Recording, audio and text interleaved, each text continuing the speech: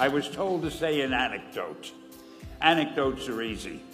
So I thought to myself, what kind of anecdote can I tell these people who really have more important things to do? And I figured I'm going to tell you how Spider-Man came into being.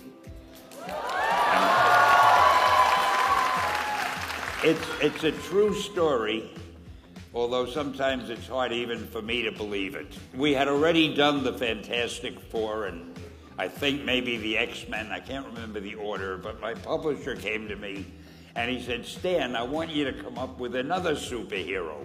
I thought, what can I come up with now? And the most important thing in a superhero at first is the superpower. Once you get that, everything else comes along. So I thought, what power will I give a new guy? And I saw a fly crawling on the wall.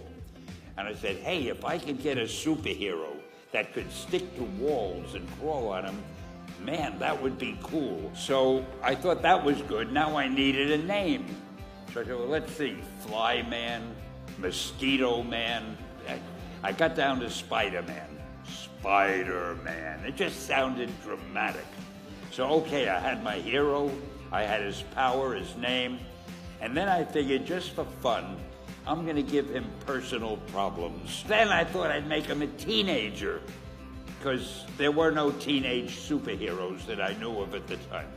So armed with all that wonderful material, those great ideas, I ran into my publisher's office and I told him. This was my reaction, the reaction he gave me. Stan, that is the worst idea I have ever heard. First of all, people hate spiders, so you can't call a hero Spider-Man. You want him to be a teenager? Teenagers can only be sidekicks. And you want him to have personal problems? Stan, don't you know what a superhero is? They don't have personal problems. So we were about to kill the magazine. It wasn't selling well, and we were sending the last issue to press. When you do the last issue of a magazine, nobody cares what you put in it because the book is dying. Just to get it out of my system, I put Spider-Man in Amazing Fantasy, featured him on the cover. A month later, all the sales figures came in. My publisher came racing into my office. Stan, you remember that character we both loved so much, Spider-Man? He said, let's do him as a series. Now, why am I telling you this? If you have an idea that you genuinely think is good, don't let some idiot talk you out of it.